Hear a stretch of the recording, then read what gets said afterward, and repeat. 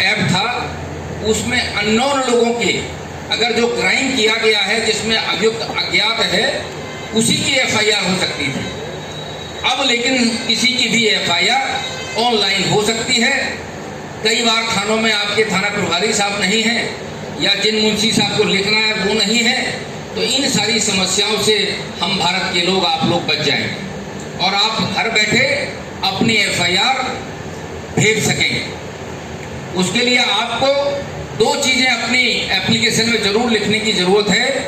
एक तो आपका जो भी व्हाट्सएप नंबर हो और आपकी जो मेल हो, क्योंकि अब जो भी आपको सूचना दी जाएगी, अभी जैसे हमारी एक महिला पुलिस अधिकारी बता रही थी यही कि सबका समय निर्धारित कर दिया गया है। महिला और बच्चों के अपराध के संदर्भ में जो भी जांच होगी वो 60 दिन के अंदर होगी, और जो भी आपने मुकदमा किसी अन्य धारा में पंजीकृत कराया है उसके लिए जो भी मुकदमे का स्टेटस होगा, जो भी उसकी प्रगति होगी, आप में से बहुत से लोग थानों के चक्कर लगाते रहते हैं, दरोगा जी के पास घूमते रहते हैं कि साहब हमारी जांच में, हमारी मुकदमे में क्या हुआ। तो उसके लिए भी अब आपको भागने की जरूरत नहीं पड़ेगी। 90 दिन के अंदर आपके पास एसएमएस से, व्हाट्सएप पे या ईमेल के माध्यम से आपको आपके मुकदमे की विवेचना की जानकारी दी जाए। ये परिवर्तन आप सबके हित के लिए करे गए हैं ताकि आपको भागना ना पड़े। कई बार ये होता था कि आप ट्रेन में यात्रा कर रहे हैं या आप जरूरी काम से किसी एक शहर से दूसरे शहर जा रहे हैं और कोई घटना आपके साथ घट गई। कई लोगों का सामान चोरी हो जाता था, लोगों को पता ही नहीं चलता था। जब वो अपने गंतव्य स्थल पर पहुंचते हैं तब उन्हें पता चलता है कि हमारे साथ चोरी हो गई, हमारा सामान चोरी हो गया। या आपकी व्यस्तता के कारण, या हो सकता है कि ऐसी कोई घटना हो गई हो कि आप मौके पर डरे हुए हो और आपको लगता है कि आप किसी दूसरी सुरक्षित जगह पे पहुंच जाएं, तब आप अपनी एफआईआर कराएं। तो इन सब के लिए 0 एफआईआर की व्यवस्था करी गई है। आपके साथ घटना चाहे कहीं भी हुई हो, आप जिस थाने में सुरक्षित अपने आप को महसूस करते हो, आप उस थाने में जाकर अपनी एफआईआर करा सकते हैं। वो एफआईआर जाएगी उसी थाने में जिस थाना क्षेत्र का घटना स्थल है या जिस जिले का या जिस राज्य का घटना स्थल है, लेकिन आपको वरीयता देते हुए आप अपनी एफआईआर किसी भी थाने में करा सकते हैं। 0 एफआईआर का प्रावधान किया गया है। जो विवेचना की प्रगति थी 90 दिन के अंदर आपको मिलेगी। 60 दिन के अंदर महिला और बच्चों के अपराधों के मामलों में चार्जशीट लगेगी। साथ ही साथ न्यायिक प्रक्रिया में भी, जुडिशरी को भी इसमें कई चीजों के मामले में मैंडेटरी व्यवस्था कराई गई है। वो व्यवस्था ये कराई गई है कि जैसे ही कोर्ट में चार्ज फ्रेम होगा, जो चार्ज फ्रेम होने की पहली तारीख होगी, उससे 60 दिवस के अंदर कोर्ट को उसमें चार्ज फ्रेम करना अनिवार्य होगा। विचारण नहीं, सजा नहीं आएगी उसमें, लेकिन चार्ज फ्रेम करना आवश्यक होगा। दूसरी व्यवस्था ये करी गई है कि यदि अभियुक्त जेल में है और उसका विचारण प्रारंभ हो गया, बहुत से मामलों में लोगों को जमानत नहीं मिलती है, अगर विचारण प्रारंभ हो गया है और 30 दिवस के अंदर उसकी पूरी 60 दिवस के अंदर उसकी पूरी सुनवाई नहीं होती है, तो भी वो जमानत पाने के लिए हकदार होगा।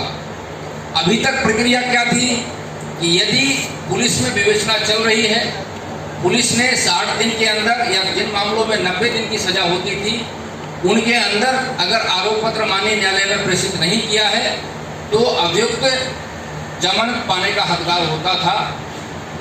साथ ही साथ वो किसी भी प्रोसेस के टाइम पे माननीय न्यायालय में किसी भी प्रक्रिया के दौरान वो जमानत के लिए आवेदन कर सकता था। आवेदन तो आप अभी भी कर सकते हैं, लेकिन वो आपके लिए, कोर्ट के लिए वो मैंडेटरी कर दिया गया है कि वो उस निर्धारित समय अवधि के अंदर यदि उसका विचारण प्रारंभ हो गया है और उसमें पूरी कार्रवाई साक्ष्य की नहीं की गई है तो फिर वो जमानत पाने के लिए हकदार हो। एक नए जमाने के हिसाब से मॉब लिंचिंग की व्यवस्था करी गई। जो भीड़ के द्वारा कोई घटना किसी आदमी के साथ कर दी जाती थी, फला जाति का हो, किसी भी धर्म का हो, किसी भी जाति का हो, किसी भी क्षेत्र का हो, मॉब लिंचिंग के लिए दंड की व्यवस्था करी गई। इसका पर्पज ये है कि हमारा समाज हिंसक ना बने। समाज को हिंसक होने से रोकने के लिए मॉब लिंचिंग को अपराध घोषित किया गया है, ये बात सबको बताने की आवश्यकता है कि यदि गांव में कोई चोरी करते पकड़ा जाता है, कोई ऐसा आपत्तिजनक संदिग्ध व्यक्ति आपके गांव में पाया जाता है, तो इसका ये मतलब नहीं है कि आप कहने लगे, जैसे कई जिलों में या कई राज्यों में पर्टिकुलर कुछ समय के टाइम पे अफवाहें हुआ करती थी, मुनझुआ इस टाइप की आती थी, या बच्चों के चोरों का गैंग गाँव में घूम रहा है, इस टाइप की चीजें आती थी। और उसमें कई बार जो एक सामान्य व्यक्ति दूसरे परिवार का या दूसरे गांव का होता था, या अपने किसी रिश्तेदार से मिलने आता था, या छोटे मोटे धंधों के संदर्भ में किसी गांव में फेरी के तौर पे आते थे, उनके साथ भी दुर्घटनाएं हो जाती थी। इन सब में सबको जिम्मेदारी का परिचय देना पड़ेगा। अब मॉब लिंचिंग को अपराध घोषित कर दिया गया, ये बात सबको जानने की आवश्यकता है। और ऐसे मामलों में अगर उसकी हत्या हो जाती है तो आजीवन कारावास और मृत्यु दंड का भी विधान किया गया। ये चीजें लोगों को जानने की आवश्यकता है। कुछ और चीजें हैं, जैसे मैंने सामुदायिक सर्विस के बारे में बताया था। इसके अलावा यदि कोई पुलिस अधिकारी अपनी ड्यूटी कर रहा है और वो आवश्यक समझता है, तो वो नागरिक के तौर पे उसकी मदद करना भी हम सब भारत के लोगों का काम होगा।